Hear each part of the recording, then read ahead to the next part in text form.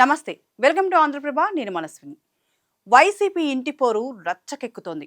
అంతర్గతంగా జరగాల్సిన ఆస్తుల పంపకం కాస్త వీధిన పడుతోంది. మాజీ సీఎం వైఎస్ జగన్ తన ఆస్తులను షర్మిలకు ఇచ్చేది లేదని చెబుతుంటే, మరోవైపు ఆ ఆస్తిలో తనకు వాటా ఉందని షర్మిల వాదిస్తోంది. ఈ మధ్యన అమ్మ విజయమ్మ కూడా షర్మిలకే మద్దతిస్తోంది.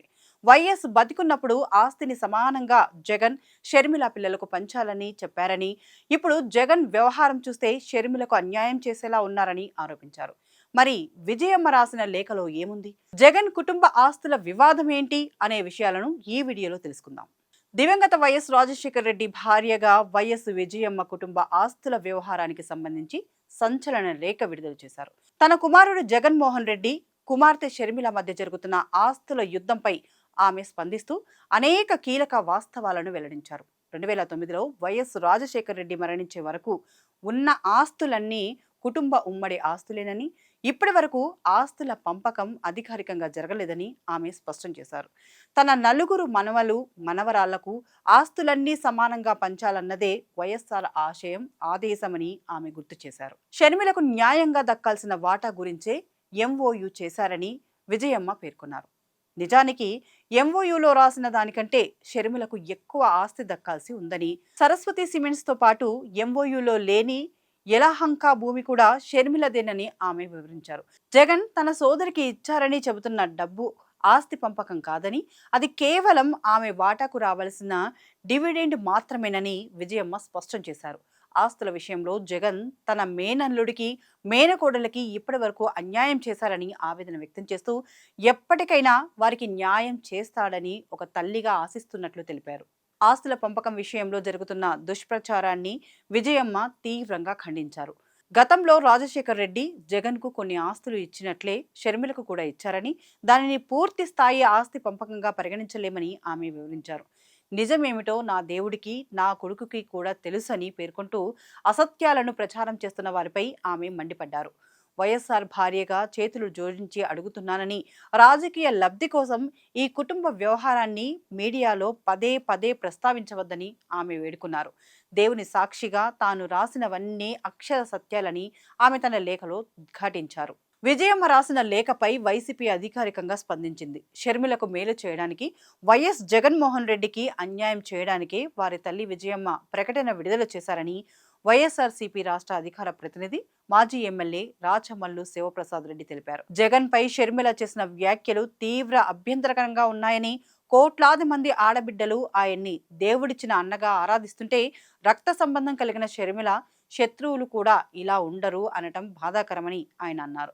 షర్మిల మాటలు విజయమ్మకు బాధ కలిగించి ఉండాలి, కానీ అలా జరగలేదని ఆవేదన వ్యక్తం చేశారు. విజయమ్మ ఇచ్చిన స్టేట్మెంట్ కు నోటరీ చేయించి మరీ విడుదల చేయడం వెనుక వ్యూహం ఉందన్నారు. వైఎస్ఆర్ భార్యగా ఆమె ఏం చెప్తే అది ప్రజలు నమ్ముతారన్న అభిప్రాయంతో నోటరీ చేసి మరీ లేఖ విడుదల చేశారన్నారు. ఈ లేఖ మొదటగా టీడీపీకి చెందిన సోషల్ మీడియా గ్రూపులో కనిపించిందని, దీన్ని బట్టి స్క్రిప్ట్ ఎవరు రాస్తున్నారు, ఎక్కడ తయారవుతుంది అన్న దానిపై ప్రజలకు అవగాహన కలిగిందన్నారు. విజయమ్మ అనేక సందర్భాల్లో తాను షర్మిల వైపే అన్న విషయాన్ని చాలా స్పష్టంగా చెప్పారన్నారు. ఇలా ఆస్తుల వివాదం రచ్చకు ఎక్కుతూ వాదోపవాదాలే జరుగుతున్నాయి తప్ప ఓ కొలిక్కి రావడం లేదు. నిజానికి వైఎస్ఆర్ బతికి ఉన్న సమయంలోనే వైఎస్ షర్మిలకు ప్రత్యేకంగా ఆస్తులు పంచిపెట్టారు. వాటిలో బంజారా హిల్స్ రోడ్ నెంబర్ 2లోని 280 గజాల స్థలం, ఇడుపులపాయలో 51 ఎకరాల స్థలం, 15 మెగావాట్ల Sandur hydro power project, small hydro project లైసెన్స్లు, ఇంకా 22.5 మెగావాట్ల స్వాతి హైడ్రో పవర్ ప్రాజెక్టులో వాటా ఇచ్చారు. విజయవాడలోని రాజు యువరాజు థియేటర్లో 35% వాటా, పులివెందులలో 7.6 ఎకరాల భూమి, విజయలక్ష్మి మినరల్స్ ట్రేడింగ్ కంపెనీలో 100% వాటాలు షర్మిలకు ఉన్నాయి. అంతేకాకుండా జగన్ ప్రారంభించిన వ్యాపారాల్లో చెల్లి షర్మిలకు ఆస్తుల్లో వాటా ఉంది. భారతీ సిమెంట్స్లో 40%, మీడియా సంస్థలో 40% వాటాలు కూడా ఉన్నాయని సమాచారం.